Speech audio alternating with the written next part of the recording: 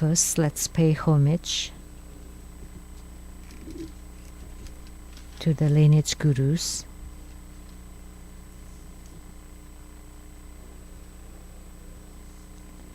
To the Venerable Mang Liao Ming, we pay homage. To Master Sakya Tseng Kong, we pay homage. To the 16 Dharma King Karmapa, we pay homage. And to Master Dupten Torchi, we pay homage. And to the three jewels of the altar, we pay homage. And to the main deity of Homa, Jambala, we pay homage.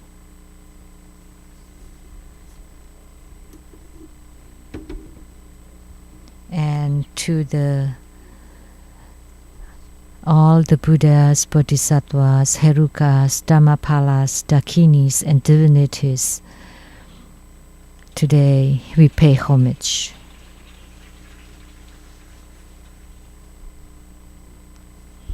Sumo, all Dharma masters, Dharma educators, Dharma teachers, Dharma instructors, Dharma assistants, temple directors, all disciples present here and over the internet, and our guest of honor today, the accountant to the True Buddha Foundation, Dharma Sister Teresa, and her husband Larry.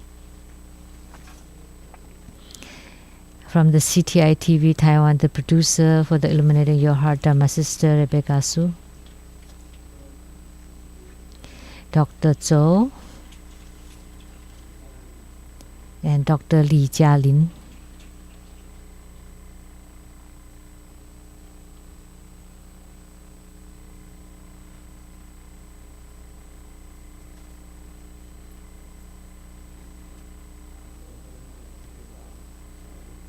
First, I would like to provide brief introduction to next Sunday, 3 p.m. next Sunday.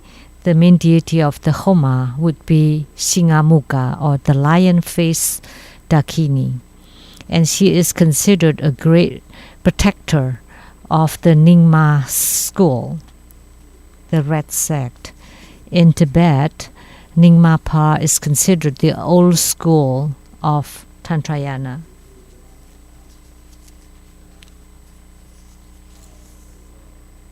So when Guru Padmasambhava just got to Tibet, propagating the Buddha Dharma there,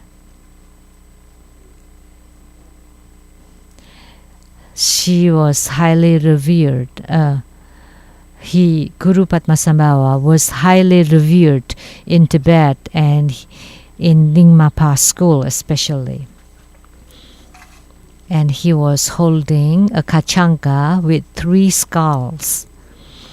And Guru Padmasambhava, Dorje Patmo or Vajrayogini Vajravarahi, and Singamuka all holding this kachanka with 3 skulls. And there are many other Dakinis who are holding the kachanka.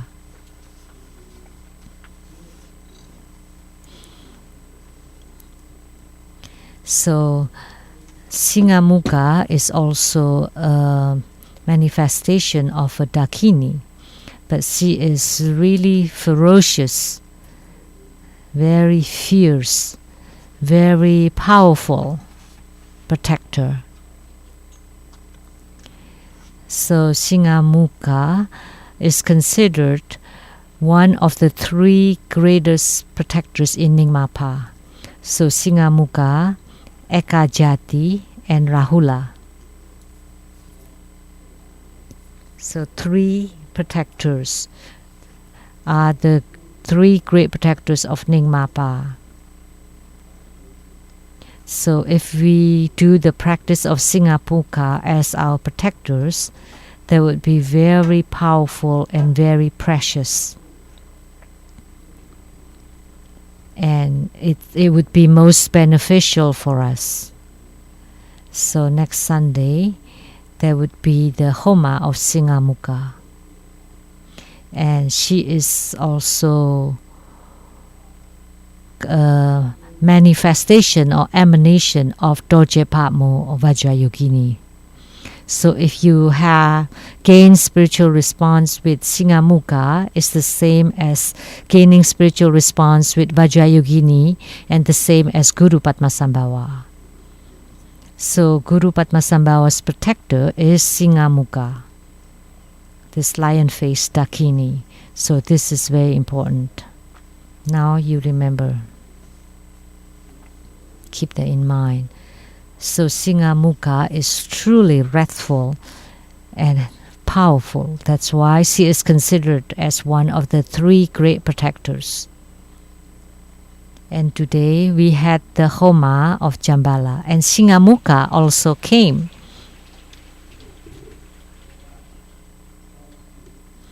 And Kuan Yin, Bodhisattva in white robe, also came, also descended.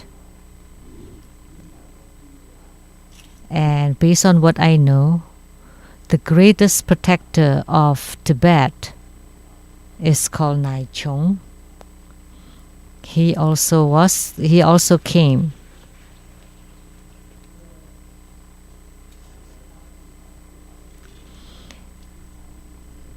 The Nai Chong, great protector, is the greatest protector in Tibet, and he rarely appeared in China.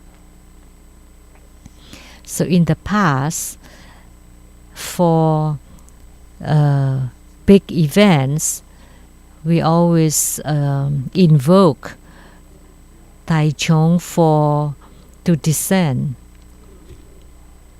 So say in Tibet, the government or any events there, they always invoke this Nai Chong protector.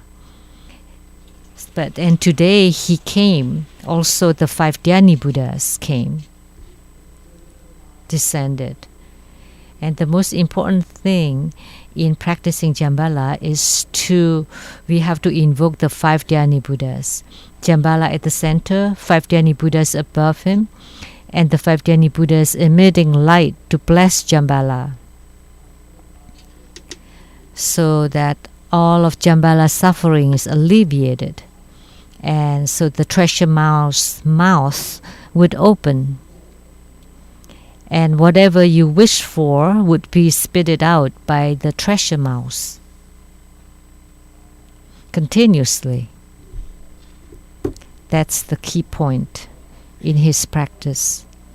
So after the 5 Dhyani Buddhas gave the empowerment to Jambala, and because you have invoked the 5 Dhyani Buddhas, you can also ask the 5 Dhyani Buddhas to empower you. So that's very good. Because when the 5 Dhyani Buddhas showering lights upon Jambala, you also get the showering of the light. So you gain benefit too. And when you ask the 5 Dhyani Buddhas to purify the Jambala, you are also purified. So you profit from it. So today,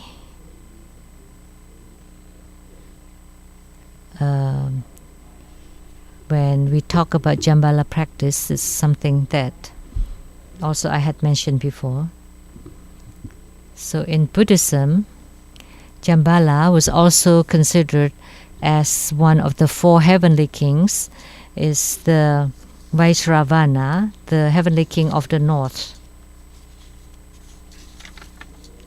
And the 4 heavenly kings are Virudaka, Dhritarashtra, Virupaksa, and of course Vaisravana. They're rather close to us. So if you want to pray to them for better fortunes, better resources, to increase all your merits, the best way is, although True Buddha School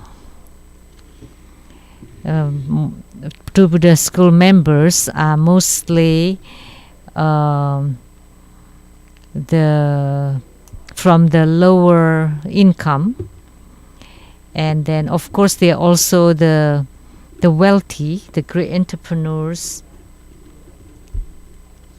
Most true Buddha school disciples are common people from the medium level. So one thing to increase your good fortune, your resources, is first you need to make offerings to the Rakshas. So in making offerings to Garuda and all the gods and the ghosts, the solitary souls, and then Yaksas and the ghost, because around the red jambalas are the Yaksas.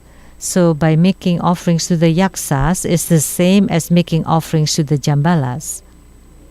So if you know how to make offerings to the Yaksas, it's the same as making offerings to the jambalas, and the jambalas would be pleased, and then you would have all your resource needs fulfilled. Like you would be able to gain overtime salaries, overtime money, and then you would get promotions and getting better and better, and you would get raises in your salaries and overtime earnings or other supplementary income. Say, like if you work during lunchtime, you would get some bonus for your lunch and increase your salaries. Or if you have businesses, that the business is getting better and better.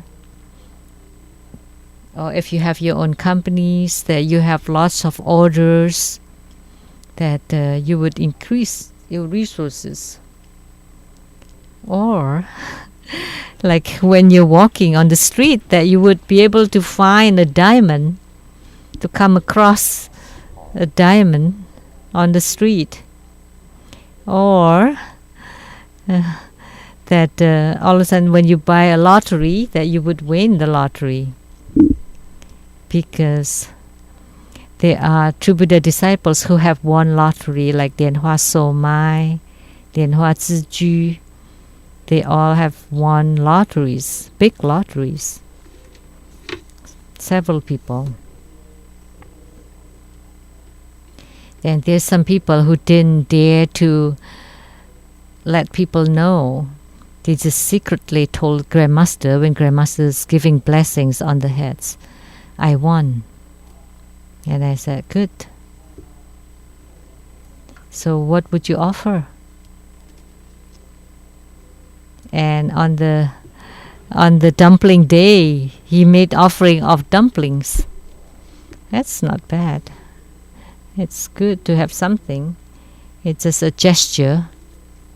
They're all just gestures. He won lottery. That's good. I heard that there is a park that was a diamond mining. What was the park called?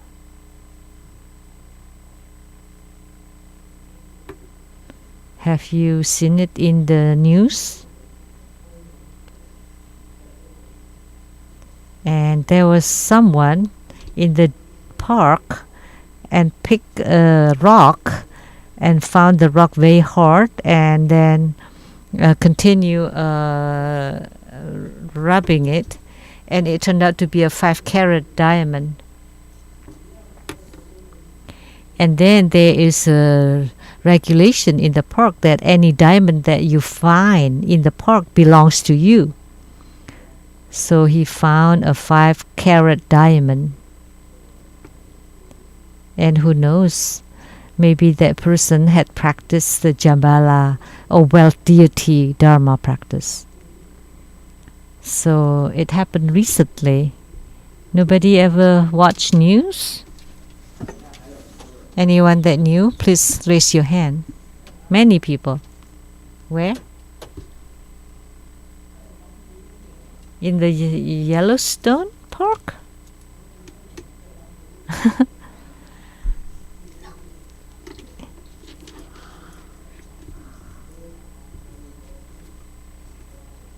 He picked something, a rock that is pretty hard, and then so maybe after this Homa we all can go to Yellowstone Park and see if we can find a diamond there. So as we said before, that in the heavenly realms the heavenly kings are the richest, and in the earth realm the mountain god, the Prithvi Deva, is the richest, and in the water the dragon gods are the richest. So if we pray to the 4 heavenly kings, then we would definitely be supported. So today, if you're the primary supplicants for Jambala, I would like to wish you to wish all of you that you would have your resources increased, that your resource needs fulfilled, that you have sufficient resources, and you would gain the Dharma wealth, and then you can give it back to all beings. So I hope that everyone would gain this good fortune, that everyone would receive the good fortune.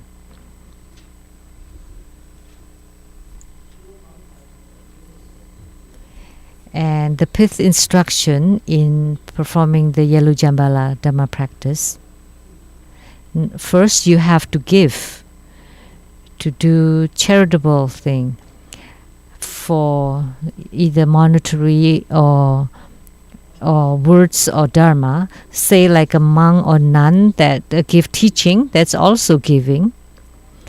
Or like when you are making offerings to the yaksas and ghosts and gods, that's also giving. So by giving, you would be able to receive the good fortune, the wealth. This is very important. So giving wealth, giving dharma, giving fearlessness, they are all very important.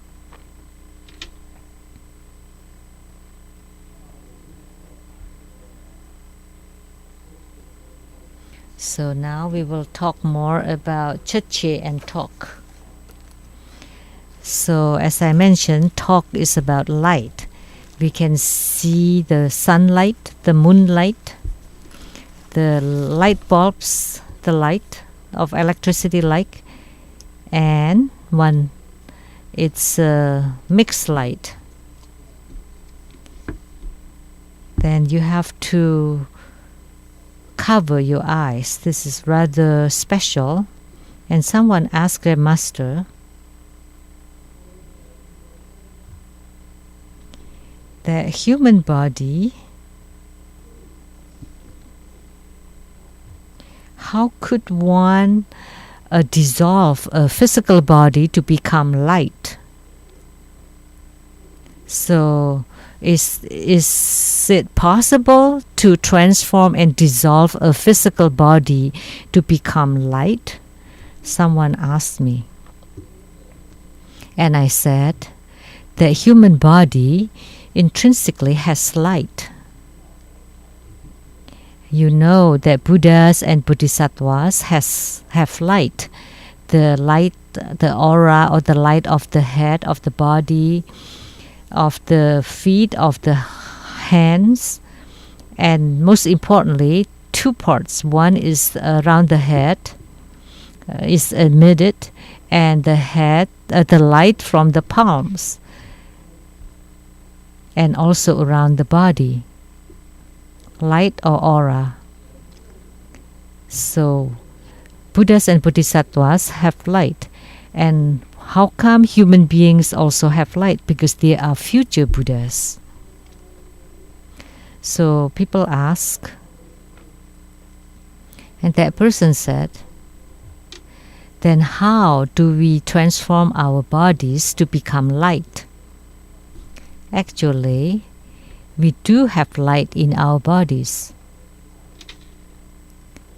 Based on what I know, that human beings are comprised of the 5 elements of earth, water, fire, wind, and void, and space. So earth is yellow light, water is green light, fire is red light, the air or wind is the white light, and the space or void is the blue light.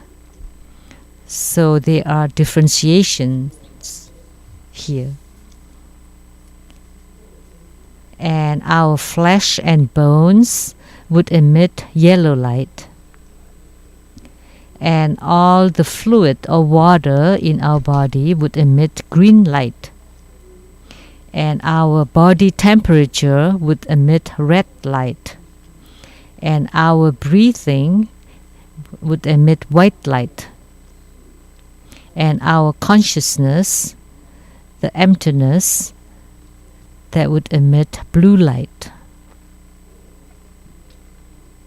So our body has light intrinsically.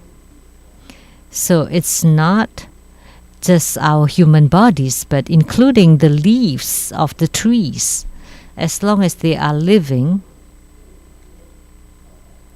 if you use a special camera that can catch the different lights, you can see that even the leaves can emit light, and they have lives. Or even minerals, they have a magnetic field, they could emit light. They are infinite light in this world, emitted, including from your bodies.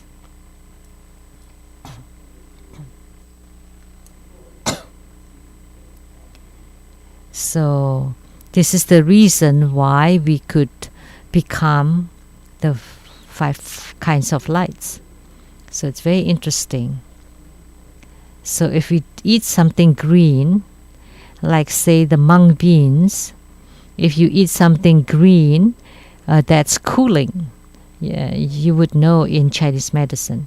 The red, like say the red bean, that would increase the temperature. The red, like red beans. So the green belongs to the water, that's cooling. And the white color, food, like white bean, that would tonify the qi. And the yellow, like soybean, yellow bean, that would increase your bone and flesh. So the white one is for the the air circulation, or the qi. So like in the beans that we eat, there's the white bean, yellow bean, red bean, mung bean, green beans, black beans. And I heard that the black beans are very nutritious. I have never seen the blue bean. Have you seen? Blue beans. So if one day there is a bean that's blue, that would be the beans of the Buddha nature. So if you eat the blue beans, then you would increase your Buddha nature. Why don't they exist? Have you ever encountered a blue bean? No? No? The Chinese medical doctor, do you know if there is a bean that's blue? Blueberries. I eat blueberries every day. So we often eat white beans, red beans, green beans or mung beans, yellow beans or soybeans. So white, yellow, red, green, because the blue bean represents the Buddha nature or empty nature. So it is not easy to find. So I hope people would be able to produce or create a blue bean that by eating them, maybe you would be able to raise in air. So the colors of the plants also carry some lights. So think about it. Isn't it interesting that the red beans are raising in temperature and the green beans are cooling, and the white beans are tonifying the qi, and the yellow beans are strengthening the bones, and the blue beans definitely would tonify the Buddha nature. We can't find them on earth, so maybe they are intangible. Let me share a joke. This is a joke on Shambhala. So at the cafeteria, there are several seats, and someone is wearing a suit, and his cell phone rang, and he got the phone call and complained.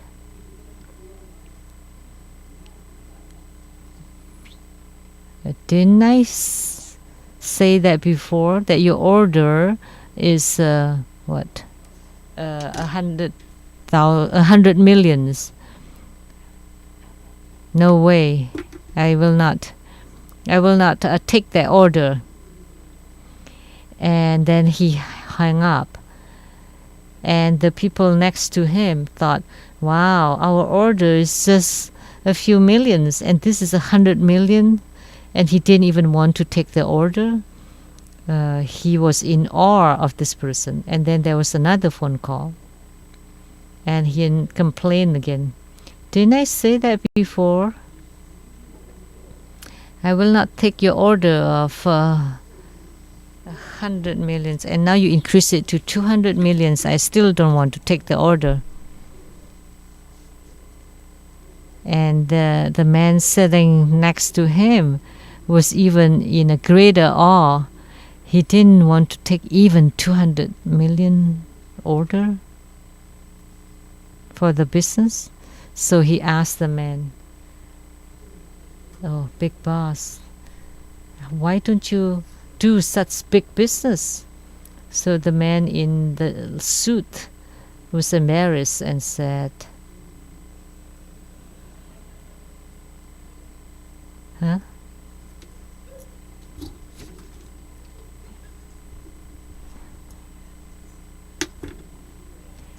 I was the one who is printing the spirit money. Churu would know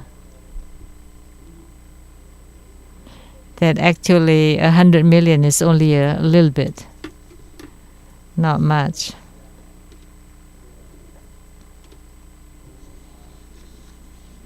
So I wish that everyone that have become supplicants and created affinity with Shambhala, that we would receive orders for millions and billions of dollars.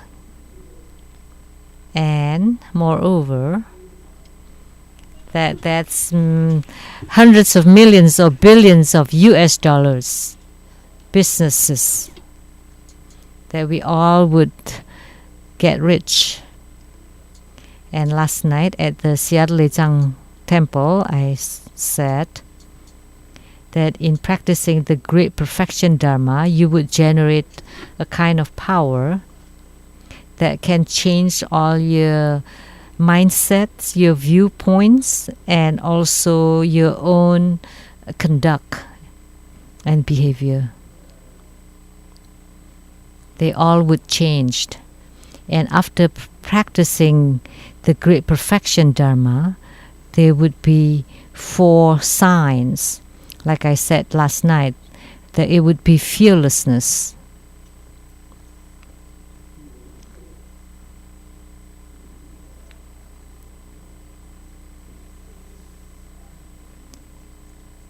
and someone that is totally fearless toward birth and death. That can be symbolized by a baby that was just being born. A newborn baby does not know about birth nor death. They don't know anything about birth and death because they don't know. They don't have a concept of birth and death. That's why newborn babies are not afraid of death. They don't know what dangers are. That's why the adults are protecting the babies, as their parents would protect the babies. So newborn babies have no concepts of births and deaths. So when spiritual cultivators reach that stage, like in Great Perfection Dharma, so in your conduct and behavior, you also have no mindset of births and deaths. That's the first sign. The second phenomena or sign is that you would be like a beggar.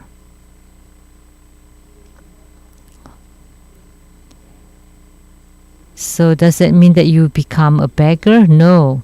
But you have the heart of a beggar, a homeless wanderer. What does it mean? That you can live in any environment or situation. So the mindset of a baby is fearlessness. There's none of the so-called dangers or deaths. But when you have a mindset of a beggar or wanderer, homeless, that you can live or survive in any environment or situation. So that's why spiritual cultivators sometimes would become like a homeless wanderers, because you're fearless toward anything and you can cultivate spiritually anywhere, any place. You can even cultivate in jails, in prisons, in garbage dumps, in cemeteries, in caves, in places where there are lots of people living, next to next to the fish markets that's very foul and smelly, next to the sewers, in prisons that you lose your freedom, you can still cultivate spiritually, or in the cemeteries, places of deaths, you can cultivate spiritually all the same. So that's the mindset of the homeless wanderers, and that you're not affected, you're not upset by any environment. Like our lineage gurus, like Tilopa and Narpa, which of this patriarch, Tilopa was practicing in the fish market, and he ate the inside, the intestines of the fish, and he could cultivate spiritually even then. That was Tilopa. And there was another guru who cultivated spiritually in the what is that called? The prostitute house.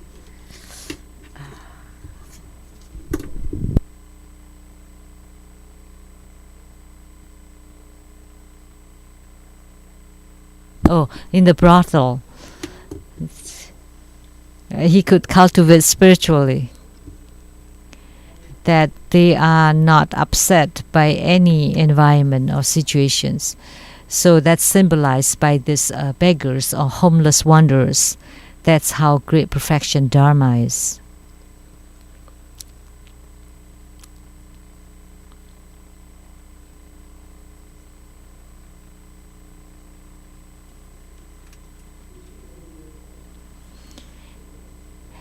and you're not grieved or upset by anything. Let me share a joke. The wife said that last night in your dreams you kept talking in sleep. Do you know? And the husband said, no. What did I say? And the wife said, you were like reprimanding me. And the husband said, it's possible, because in the daytime I don't dare to do so. So he doesn't dare to do it in the daytime, he did it at night. So the husband has a fear toward his wife, but he had to let out. Today I found about researchers from England that said if you kept controlling yourself, it kept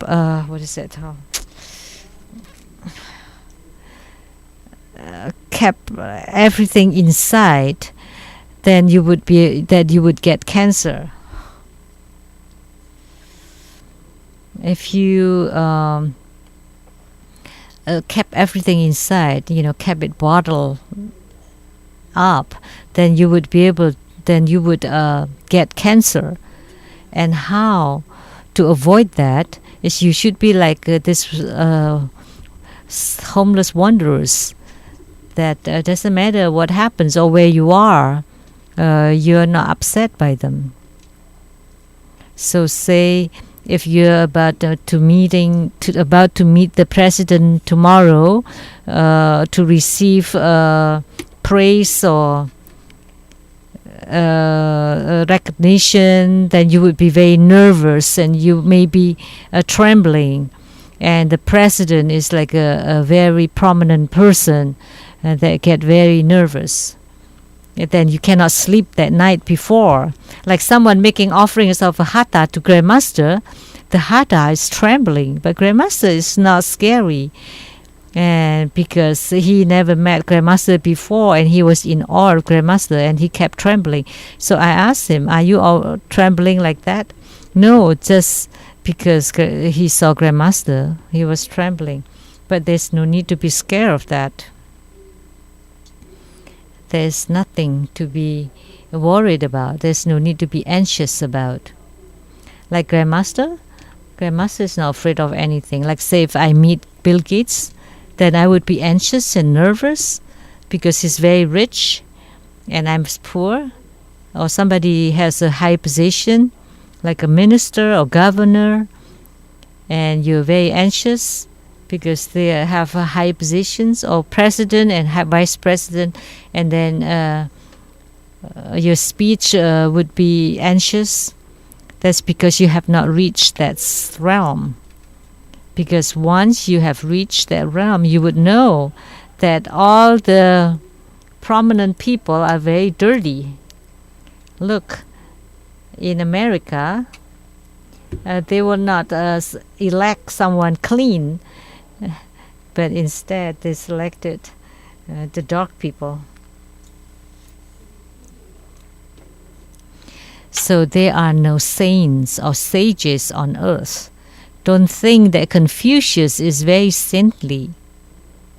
If Confucius lives today, then it would be like buddy, like Dr. Lee likes to tap on someone's shoulders.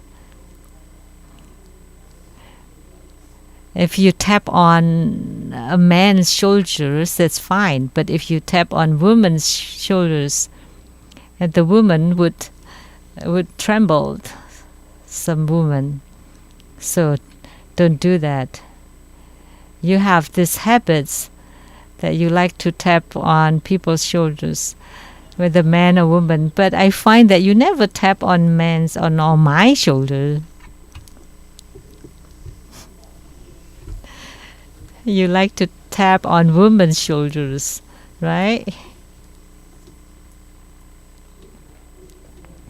Actually, they're all the same. Don't think that someone is a saint. Confucius traveled all over the country. Why didn't he go home?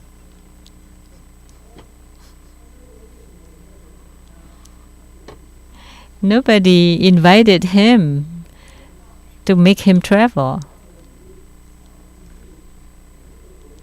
He talked about the way of the world. And he went to many different countries to talk about his theories and concepts. And he didn't have any results. And when he come back, he didn't even go home. Why did he travel all the time? Because he didn't like to stay home. Even when nobody invited him to do his job, he still didn't want to go home because he didn't dare to go home. Everyone knows about Confucius and no one knows about Mrs. Confucius. You know that he passed by his house 3 times, and in order to help the floods, he didn't even go into his house for 3 times. Why? Because the one that stayed inside his home was too strong, too fierce. So he didn't dare to go home. He just wandering around outside. That's a rare opportunity to be free. It's good not to have to go home. Don't think that a saint is a saint. So when we meet the big boss, a very rich man, or those in high positions or prominent figures, there's no need to be scared or anxious. They're about the same to us. They just have better luck that they walk the right path, the right person, the right place.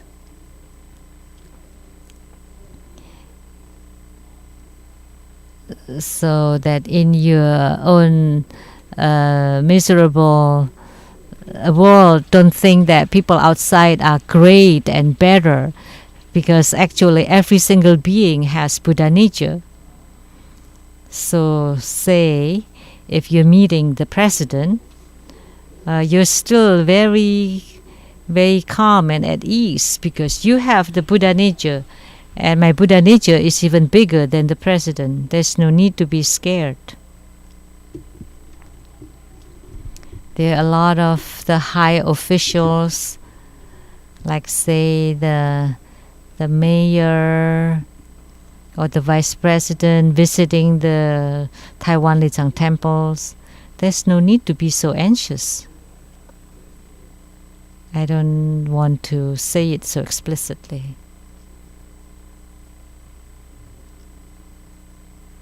They wouldn't feel so good, and then I wouldn't feel so good.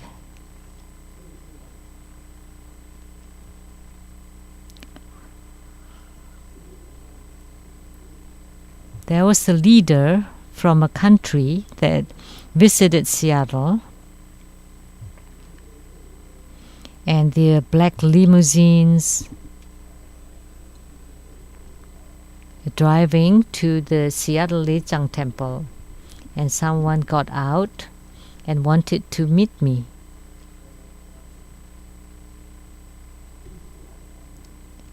And he didn't notify ahead of time.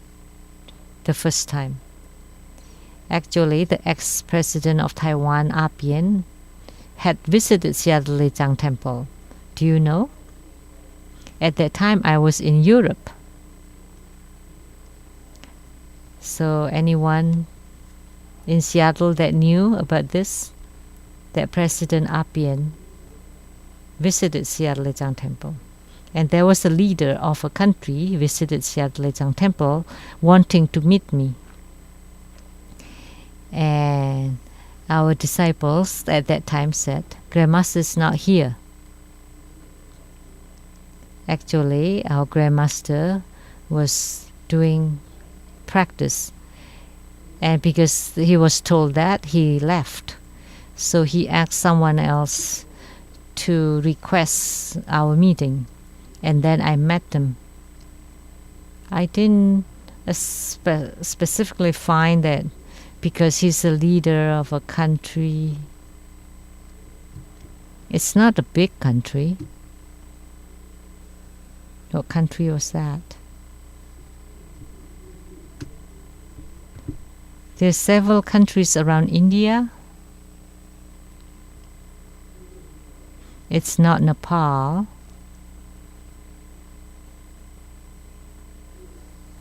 Sri Lanka, no.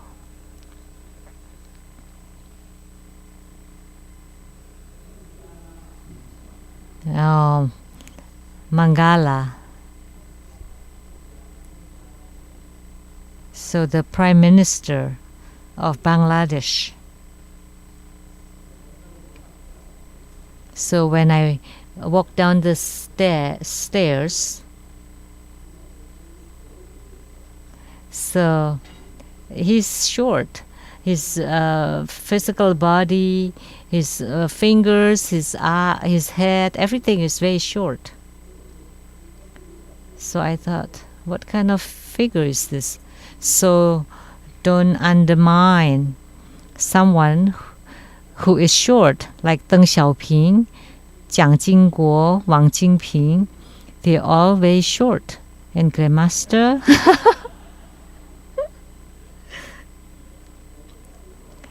I'm not that short.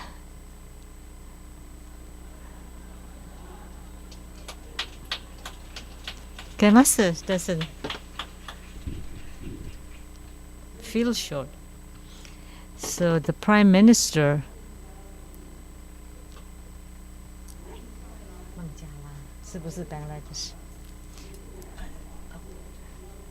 so I went to the consultation room, and there are only 2 seats there.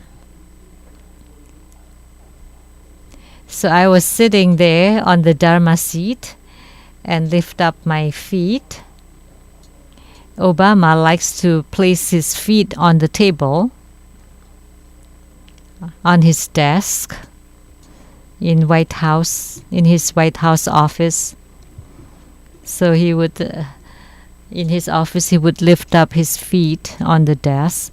So as spiritual cultivators, we don't have such posture, but I was in a lotus position on my Dharma seat. And you know that the Prime Minister bowed and kowtowed to me with all his limbs and legs on the ground and head on the ground, because he was asking for spiritual consultation, and he the same bowed. Someone came to Taiwan Lezang Temple. I was walking in front and he was walking behind. So who should sit down first? And he thought, Grandmaster, wherever you usually sit, please take your seat.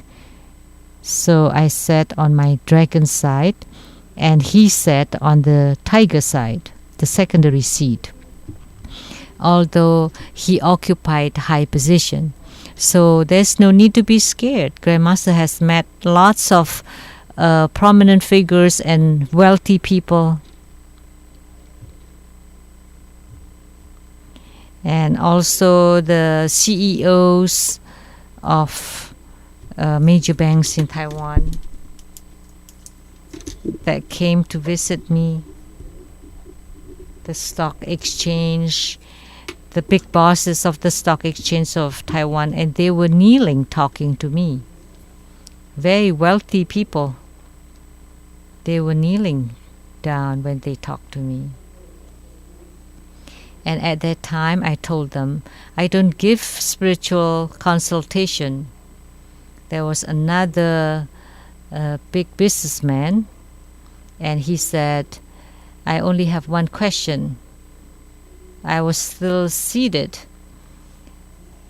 It wouldn't be because someone is very rich and has high status and And when he brought a big leather case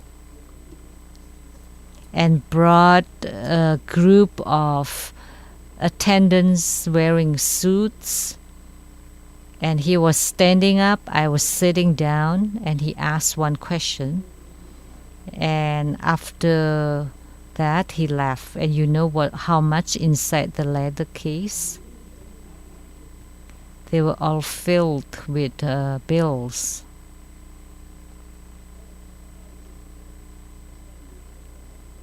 So in meeting the wealthy or the prominent or people with high position, there's no need to be scared, to be anxious, because we encounter them, we meet them with Buddha nature, and Buddha nature is the biggest, the greatest. There is nothing more precious than Buddhahood, than Buddha nature. So once you have the Buddha nature, you are the most precious. So even the presidents would take the side seats.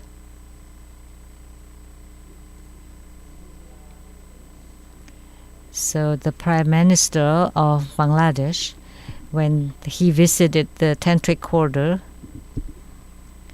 he was still bowing to me. But don't talk all these great things too much. So in any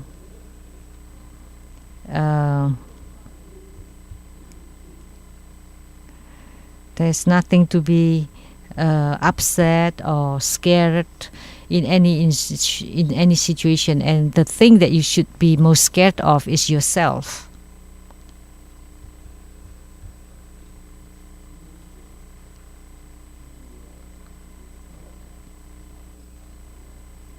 So on Valentine's Day, the girlfriend kept wanting a gift. And honey, I want a sports car. And I heard that Lamborghini in 1 second goes from 0 to 100, or 3 seconds, 0 to 100 miles per hour. And so the husband, no, actually it's not the husband, the lover, the girlfriend, talked to the boyfriend. So the man shook his head, and she said Ferrari is fine too, that it takes 5 seconds to reach 100 miles. And the man told the girlfriend, that's secondary. If I want to give you the best, that from 0 to 100 miles, very fast. So he bought a scale for her. When you step on it, you would reach 100 very fast, faster than Ferrari or Lamborghini. So there's no need to be scared. You'll find a way for anything. So for spiritual cultivators, if you reach the great perfection realm, you would be like a lion. So what is a lion? That a lion is fearless toward anything, everything. Everyone would be in awe of you, and you're not scared of anybody. You would be like a lion.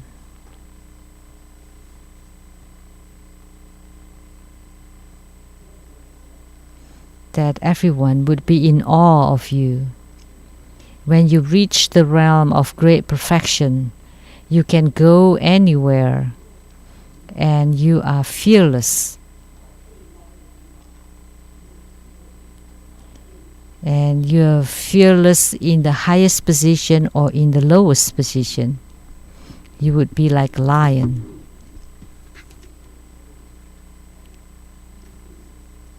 And you can live in the cities as well as solitary play in the deep forest or mountains.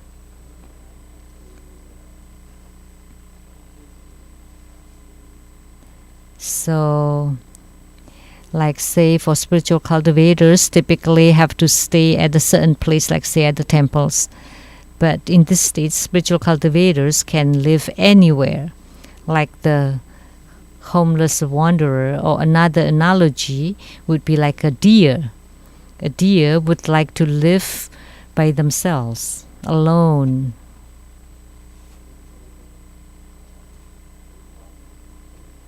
And you have your radiance omnipresent in the universe, in the whole universe. Although you live by yourself, although you're alone, your radiance reach everywhere. That's like a nirvana.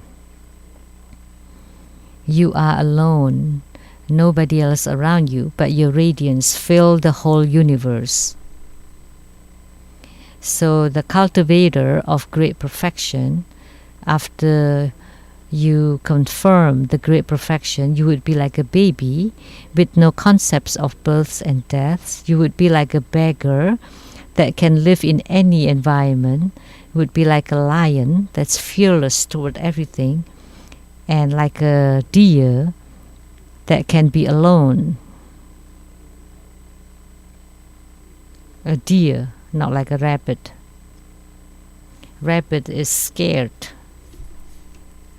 They would be scared by people or anyone approaching them. But like a deer.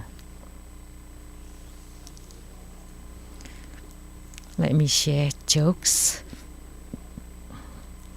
The dad was very serious talking to the daughter. Your boyfriend talked to me yesterday wanting to marry you, and I agreed.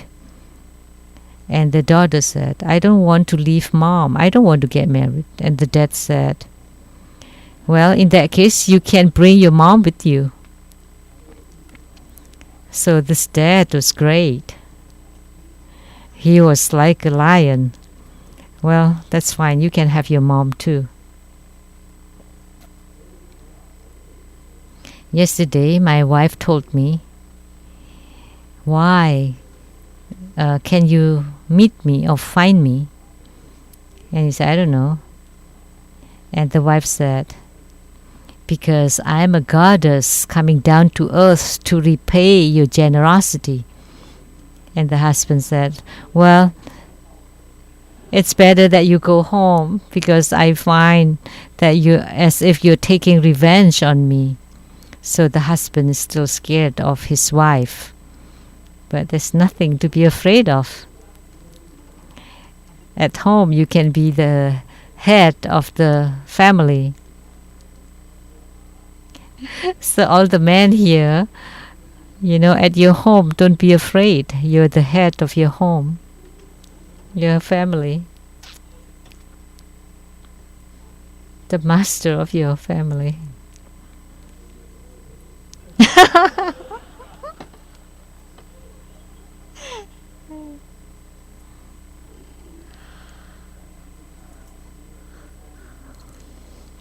At home, of course, we're not afraid because we never leave home.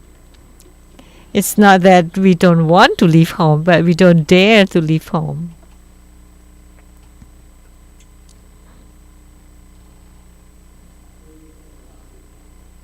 This is a joke from mainland China. The day before afternoon, the boss asked, do you have a girlfriend? And that person said, no, not yet. So the boss said, well, because you don't have a girlfriend, you can work overtime at night. And this afternoon, the boss asked again, do you have a girlfriend? And this person thought, well, maybe he wants me to work overtime. So he said, yesterday, now I have a girlfriend. And then the boss was serious and said, now that you have a girlfriend, there's no need for you to spend time finding one, so why don't you stay at night and work?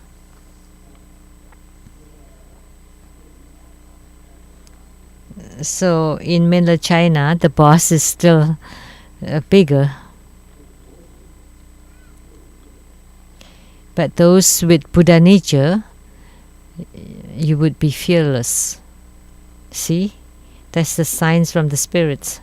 Something fell down by itself. What was that?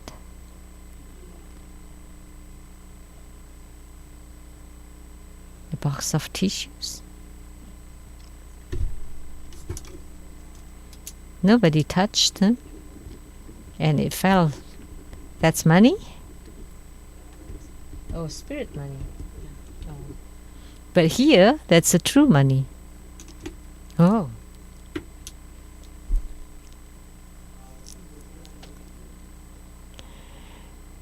So there are several daughters.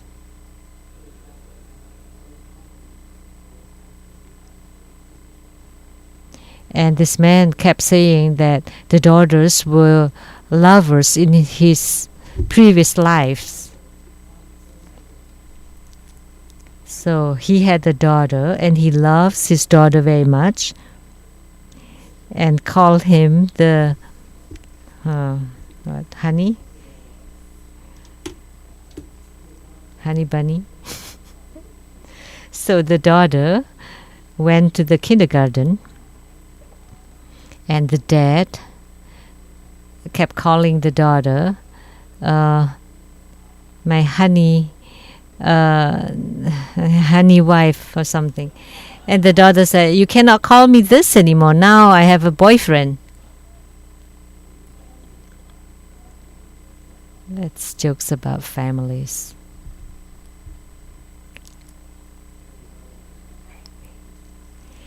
Okay, let me finish all these jokes. A customer drank just a spoonful of soup and was very angry and called the service.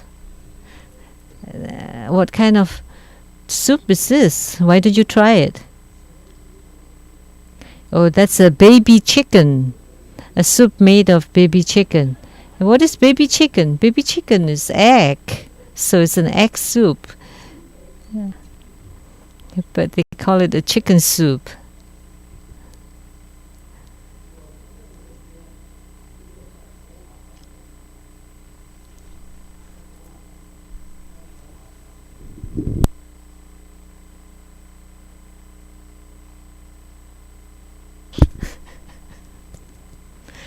In Buddha Dharma, like if it's an egg, you have to crack the shell. Then you would be able to see the heavens and the earth. So for the egg, they have to crack the shell. Otherwise, you would not be able to see the heaven and earth. That's the key formula for enlightenment. That you need to crack open everything and all the customary thing around you. Then you would be able to truly gain enlightenment. The husband said to the wife, "Mother of my children, let's get a divorce." And the wife said, "We never fight and not argue. Why do we need to get a divorce?" And the husband said, "Is that I will marry you after the divorce." So the wife asked, "Are you crazy?" And the husband said, "No. These days, the younger generations all get married, and I lost a lot of money giving gifts. If we don't marry again, if you don't get married, how do we gain that money back?" So Dr. Lee asked me to select a date for his wedding. And I told him, "Why don't you get married when I'm still in Seattle?" Why? Then I don't have to attend his wedding. Then I don't need to give a red pocket to him.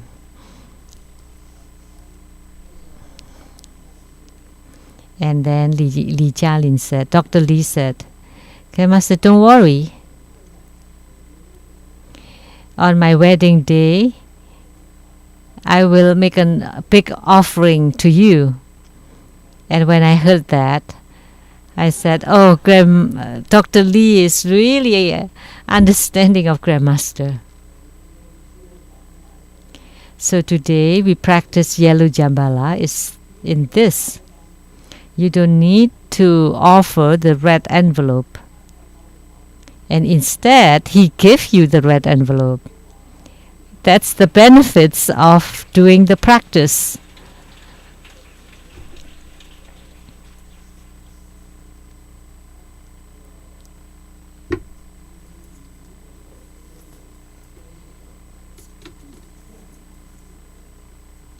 So if you truly master a skill or a strength, then you use that skill or mastery to earn money. That's the important thing. So as a doctor, you need to know how a doctor earns money. You use your skill, mastery to earn money, and at the same time, you have integrity and virtues. So that's fine to earn money using your mastery. Like I would like to encourage Dr. Lee, Dr. Zhou, and many other doctors or future doctors, and everyone, you need to make best use of your skills and mastery. Then you develop that. Like Grandmaster, master Buddha Dharma. And Grandmaster does not know anything else. And Simu once said, one is about, I was riding on a motorcycle and I was going to work. And on the way, the motorcycle died. And I never knew what happened to it. So I used a public phone to call home and told Simu that my motorcycle died where. So Simu rode on her bicycle to the place where my motorcycle died, and she take the fuse and clean it and then place it back. And then the motorcycle was fine. And then I continued to ride it to work. And then there was another time I was riding on a bicycle carrying Simu. That in the past there was a passenger seat behind, and also a place where you can carry things. So when Simu jumped on that seat, I was unstable and it was swerving back and forth. I couldn't find the balance.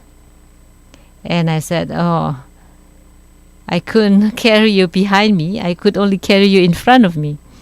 And at that time, that was before our marriage. And then Simu said, then why don't I carry you? So Simu was riding, and I was sitting on the passenger seat, and she was very stable. So she was really incredible. I was the head of my home. That I open my mouth when the food comes, and I extend my hand when the tea comes. And she takes care of everything at home, sweeping the floor in the garage, because I don't move the three treasures, which is Buddha, Sangha, and the sutra. But that day, there was a guest in my home, and it was raining hard, and it was about to leave. And so I asked, where's the umbrella? I didn't even know where. So she found the umbrella, and we sent the guests off. So she knows where the umbrella was. I didn't know. I don't know where everything is. But by asking her, she knows. So she takes care of the kitchen, of the floor, vacuuming.